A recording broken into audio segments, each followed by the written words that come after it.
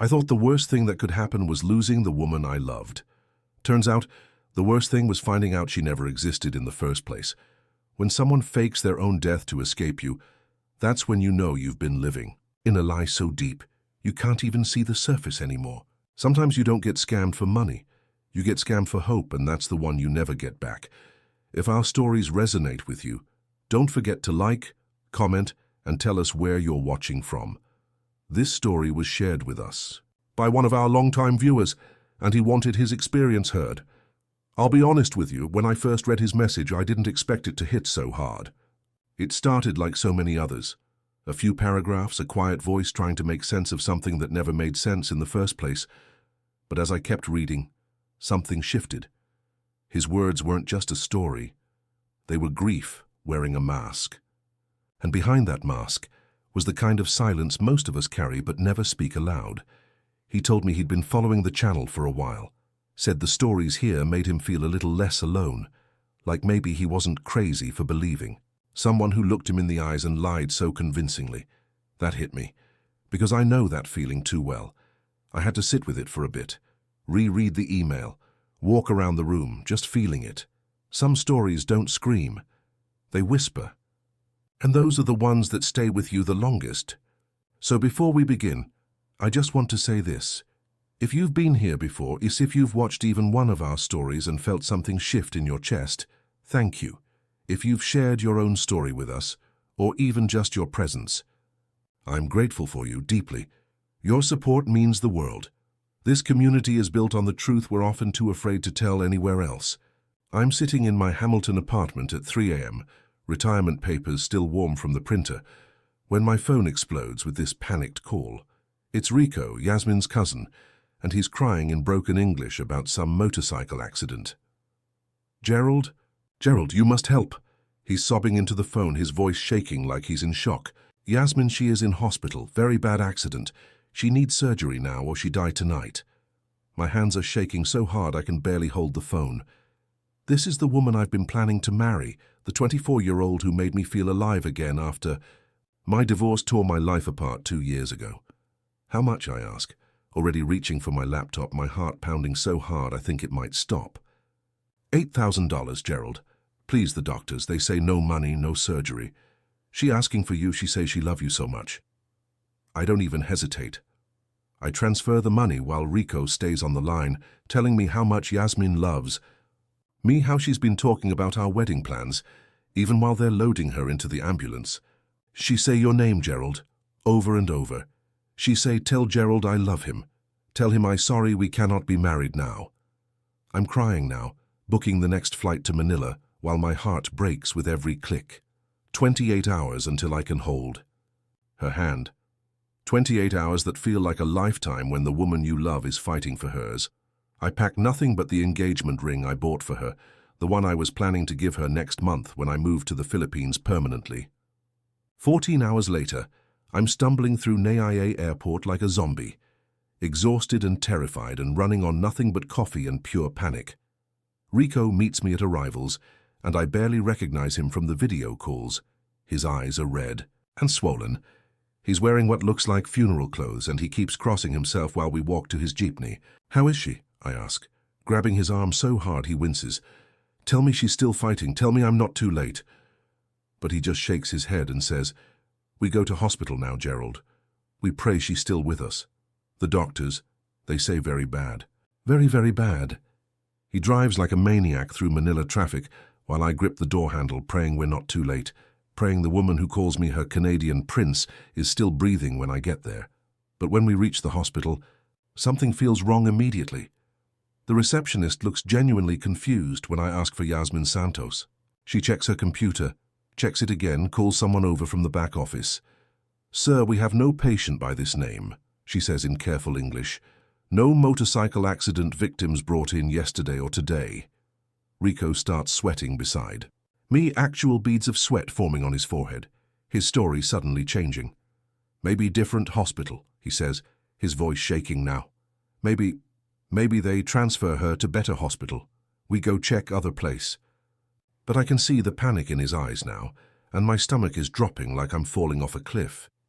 Rico leads me through the hospital corridors to room 314, claiming that's where she was before they moved her to intensive care. The room is empty, freshly cleaned, smelling like disinfectant and something else I can't identify. A nurse finally explains in patient English that no one by Yasmin's description was ever in this room, ever in this hospital, not yesterday, not today, not ever. Rico's story keeps changing. Maybe it was room 312, maybe it was the other wing, maybe it was a completely different hospital entirely. I'm starting to feel sick, that horrible realization creeping in that I've been played, that the woman I love is lying to me. But then Rico pulls out his phone and shows me these photos that make my heart stop. Photos of Yasmin in a hospital bed, tubes in her nose, machines beeping around her, looking pale and broken and so fragile, it breaks my heart all over again. See Gerald? See how bad she hurt? See how much pain she in? The photos are so real, so heartbreaking, so detailed that I want to believe them. I need to believe them. Where is she now? I ask, my voice breaking. If she's not here, where did they take her? But Rico just shakes his head and says we need to go to the chapel and pray for her. She's fighting very hard, Gerald, but the doctors, they say... He doesn't finish, but I know what he's not saying. I know, and it's killing me inside. That night, at my hotel, I'm sitting on the edge of the bed staring at my phone, waiting for updates, when Rico calls me and I can hear him sobbing before he even speaks. Gerald, I am so sorry, so sorry. Yasmin, she didn't make it. She died 1 hour ago, her heart, it just stopped. I drop the phone. I actually drop it and fall to my knees in that sterile hotel room, crying like I haven't cried since I was a child, since my father died when I was 12. This woman was going to be my new life, my escape from the loneliness that consumed me after Sandra left and took half of everything I'd worked for 30 years to build. Yasmin was supposed to be my second chance at happiness, my proof that a 54-year-old divorced guy from Hamilton could still find love, could still matter to someone. The funeral is tomorrow, Rico says when I finally pick up the phone with shaking hands. You must come say goodbye. She loved you so much, Gerald. She always talk about you, about your wedding, about the babies you're going to have. Without thinking, without questioning, I transfer another $12,000 for funeral expenses. He gives me an address in Quezon City and tells me to bring something black to wear. I spend the rest of the night staring at our chat history, at her photos, at the engagement ring I brought to propose with. We were supposed to have our whole lives together. Instead, I'm going to bury her before we even had a chance to begin. The funeral parlor is this small cramped place that smells like wilted flowers and cheap incense, the kind of place that feels like it's seen too much death and not enough life. It's filled with people I don't recognize, maybe 30 or 40 mourners all speaking Tagalog, and avoiding my eyes when I try to make conversation in English. The casket is closed. Rico says the accident was too severe, too traumatic to have an open casket. I'm handed a program with Yasmin's photo on it, the same beautiful smile from her dating profile that made me fall in love in the first place, the smile that convinced me to retire early and move to the Philippines to be with her. People keep approaching me, offering condolences in broken English, telling me how sorry they are for my loss, how much Yasmin talked about her Canadian boyfriend who was going to take care of her forever. An older woman claims to be her mother, crying dramatically and clutching my hands while she speaks rapid Tagalog that I can't understand, but her tears look real enough. But something feels off about the whole thing. The flowers are wilted like they've been sitting around for days. The venue feels staged, like a movie set instead of a real funeral. The mourners seem like they're playing roles rather than grieving. And when I ask people how they knew Yasmin, their answers are vague and inconsistent. Some say she was their neighbor in Quezon City. Others say she was their co-worker at a call center. A few claim she was their cousin. No one can tell me where she actually worked or what she did for a living, or anything specific about her life. During the service, I noticed the priest stumbling over basic prayers, reading from a script like he's never performed a funeral before in his life. The mother calls Yasmin Christina twice before Rico elbows her sharply in the ribs. When I asked to see the death certificate, Rico says it's still being processed by the government, that these things take time in the Philippines, that there's a lot of bureaucracy involved. But I've lived long enough to recognize when someone's feeding bullshit, and this whole thing smells like the worst kind of lie.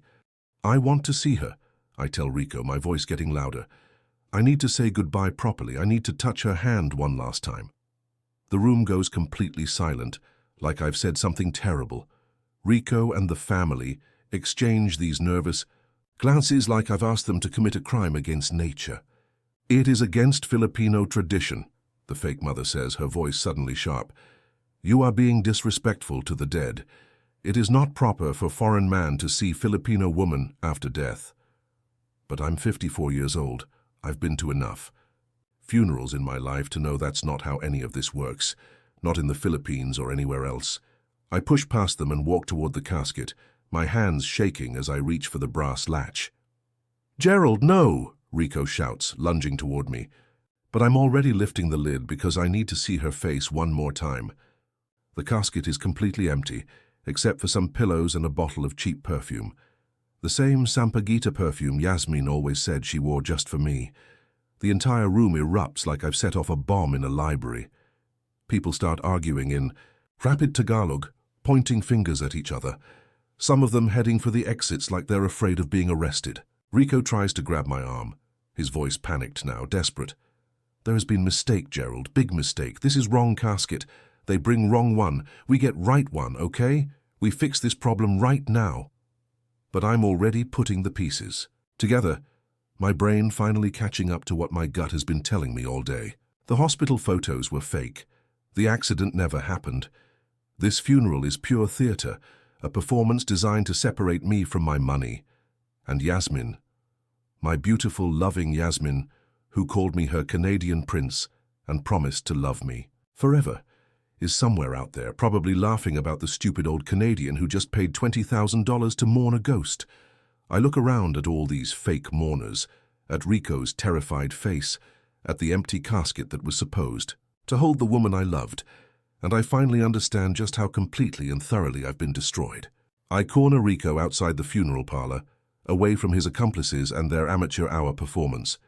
Tell me the truth, I say, grabbing him by the shirt. Right now. All of it. Without the pressure of maintaining the lie in front of an audience, he completely breaks down like a dam bursting. Please don't call police, Gerald. Please, I tell you everything. But please don't call police. And he does tell me everything. Yasmin isn't dead because Yasmin isn't even her real name. Her real name is Crystal Mendoza. And this whole thing, the accident, the hospital photos, the funeral, it's her business model, her way of making a living. She has many boyfriends like you, Rico admits, unable to look me in the eye. All foreigners, all old men looking for young wife, all send money for emergencies. He shows me a folder on his phone with similar photos of other accidents and funerals, all featuring the same woman I fell in love with, but with different names, different tragic backstories, different desperate situations. There's Maria, who died in a house fire. There's Angel, who died from dengue fever. There's Princess, who died in a car crash. You are not first Canadian, Gerald. There was Robert last year, and before him, William. Before William, there was David. Each name hits me like a physical blow to the stomach. I thought I was special. I thought what we had was real, was different, was worth changing my whole life for. Instead, I'm just another mark in a long line of lonely foreign men who were stupid enough to believe that a beautiful 24-year-old could genuinely love a broken-down 54-year-old retiree.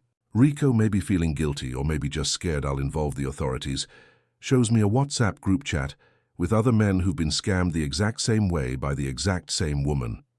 There's Hans from Germany, who sent $15,000 for Crystal's cancer treatment last year.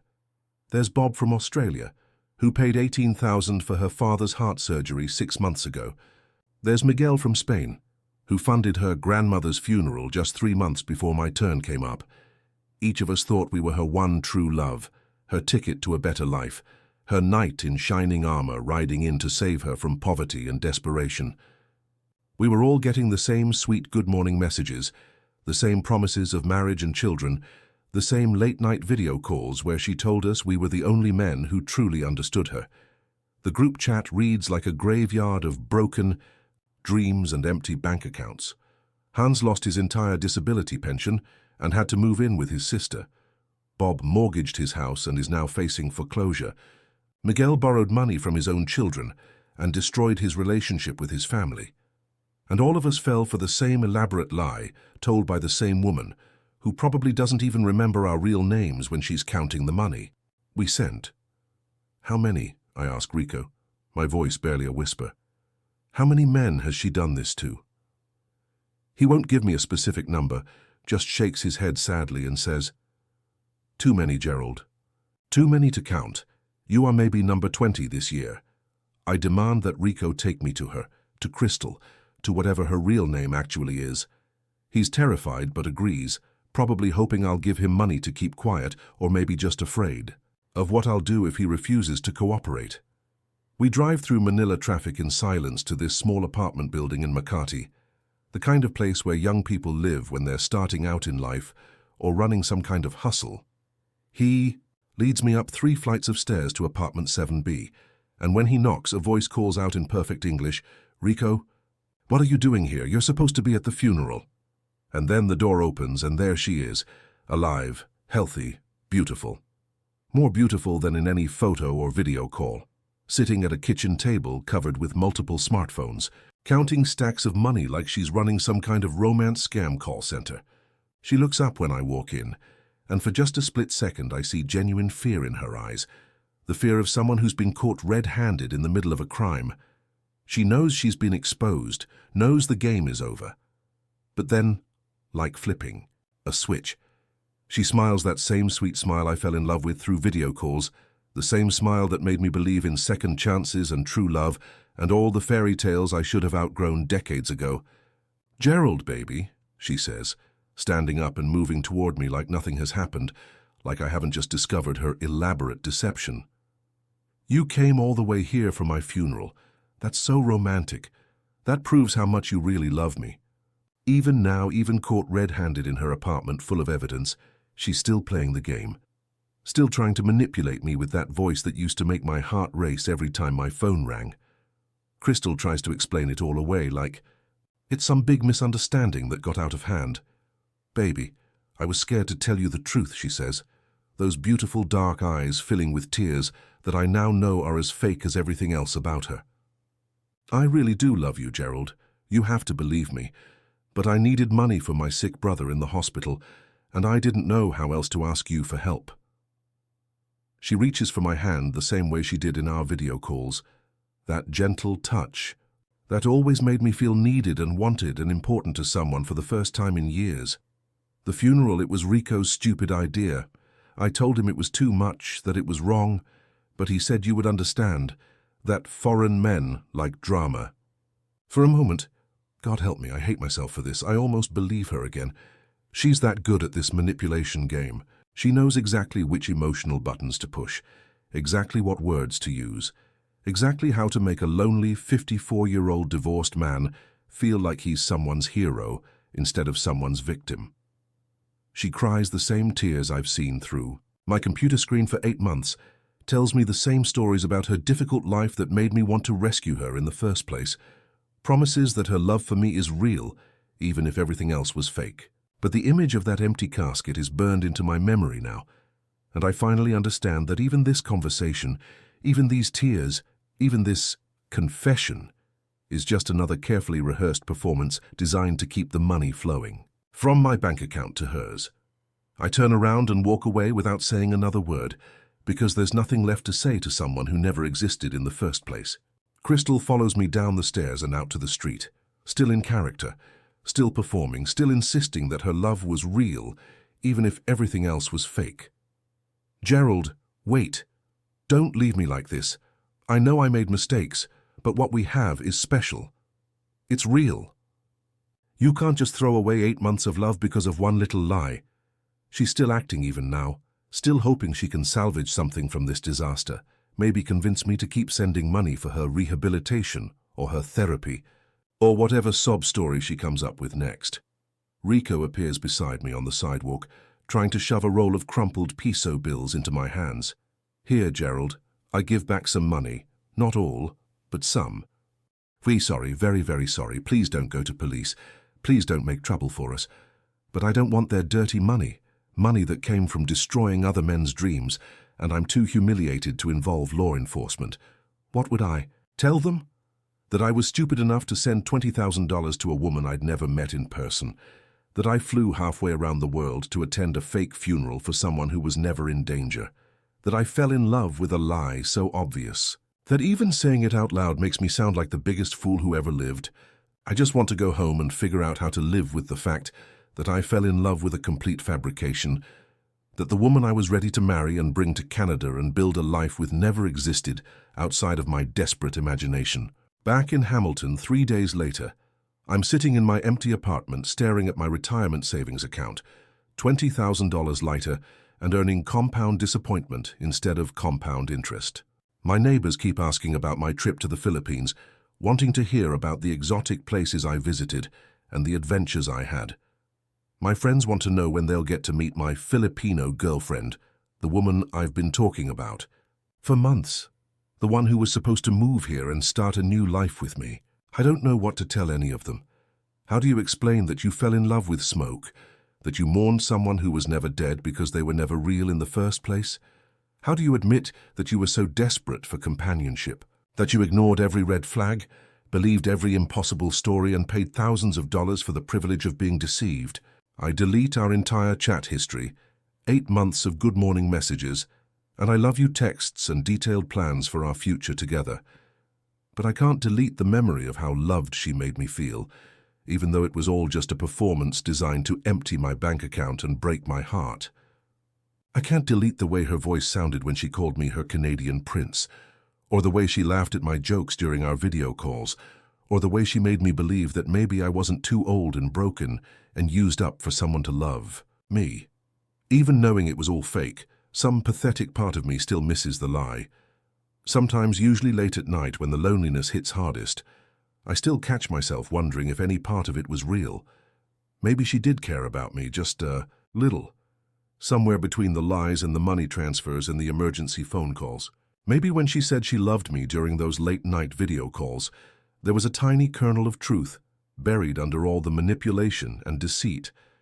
Maybe I really did make her smile sometimes, really did make her feel something genuine in between. All the calculated performances. But that's the sickness talking. The same desperate need for connection that made me an easy target in the first place. The truth is simpler and much harder to accept. I was so desperate to feel wanted, so hungry for someone to need me, that I ignored every red flag and believed every impossible story and paid for the privilege of being deceived by a master manipulator. Crystal didn't just steal my money, she showed me exactly how pathetically easy I was to manipulate, how willing I was to believe in fairy tales at my age, how much I wanted love that I was prepared to buy it from a stranger on the internet. The real funeral isn't the fake one. I attended in that cramped parlor in Quezon City, surrounded by paid actors pretending to mourn a woman who was never dead.